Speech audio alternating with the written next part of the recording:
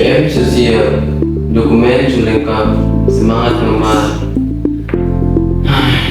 Muncul lagi notifikasi supplier belum terdaftar. Oh, itu biasanya kalau data supplier belum didaftarkan di sistem. Betul itu Pak Nando.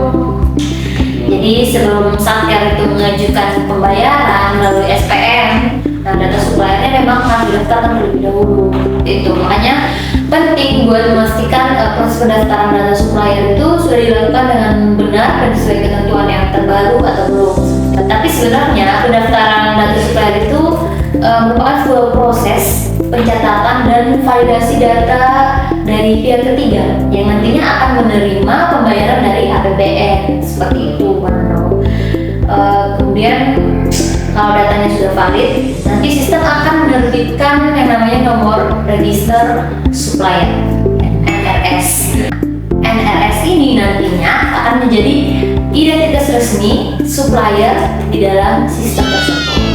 Nah, proses ini dilakukan sesuai dengan ketentuan dalam keputusan Dirjen Perbendaharaan tentang implementasi tahap awal simplifikasi pembayaran tagihan belanja atas beban APBN. Seperti itu, Pak.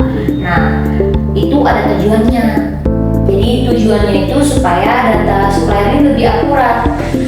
Kemudian juga dapat menghindari kesalahan dalam pembayaran dan juga mendukung kelancaran penerbitan SP2D.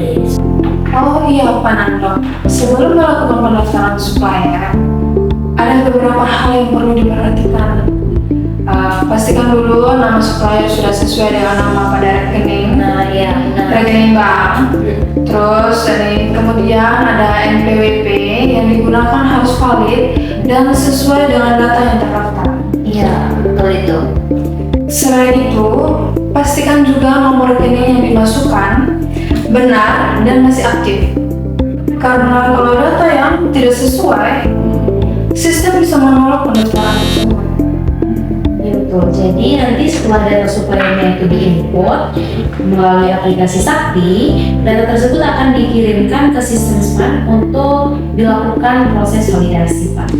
Nah, supplier juga dia itu memang dulunya banyak, tapi sekarang ini hanya diserahkan hanya saja. Nah, ada yang pertama tuh supplier dominan, di mana informasi rekening kita tuh harus benar dan juga konsisten karena validasi itu sampai ke tingkat rekening. Di PNG keluarga itu validasi semua ya non dominan, di mana tuh validasi dia tuh dilakukan minimal untuk kebutuhan pembayaran. Nah, biasanya super supplier juga ini disederhanakan sehingga hanya terdiri dari dua, yaitu header dan juga site. Nah, kalau site ini sifatnya tunggal antara lintas APBN dengan sistem site ini yang sama, sehingga rekening hanya melekat pada tipe supplier dominan. Kemudian bagi Satker, ketelitian saat input di Sakti itu juga sangat penting karena data dari Sakti itulah yang akan dioperasikan di SPAN. Jadi kalau misalkan Satker menerima penolakan pada saat pendaftaran supplier dengan keterangannya itu biasanya data supplier ini sudah terdaftar sebagai supplier non-dominan, sebenarnya seperti itu jangan langsung panik, Pak. Itu artinya data tersebut sudah bisa dipakai untuk pembayaran tagihan.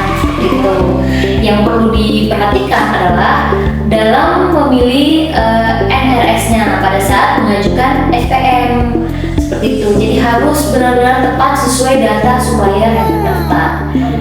Dan perlu diingat juga bahwa validasi di SPAN ini tidak otomatis menjamin untuk tidak terjadi retur seperti itu. Retur tetap bisa terjadi jika rekeningnya tidak aktif, tidak sesuai nama atau bermasalah di bank. Dengan simplifikasi ini, prosesnya jadi lebih efisien, lebih terintegrasi dan lebih akuntabel. Satu sumber data, struktur lebih sederhana, validasi lebih tepat sasaran.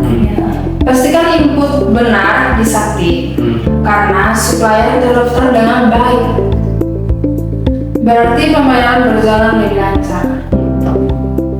Tips agar tidak terjadi penolakan, yang pertama itu ada periksa ulang sebelum dikirim. Lalu yang kedua itu pastikan rekening aktif. Yang ketiga itu hindari salah ketik. Yang keempat jangan terburu-buru. Paling penting sih jangan terburu-buru karena yang cepat belum tentu tepat, tapi yang tepat See you di depan. Oke, sampai jumpa di juga edisi selanjutnya.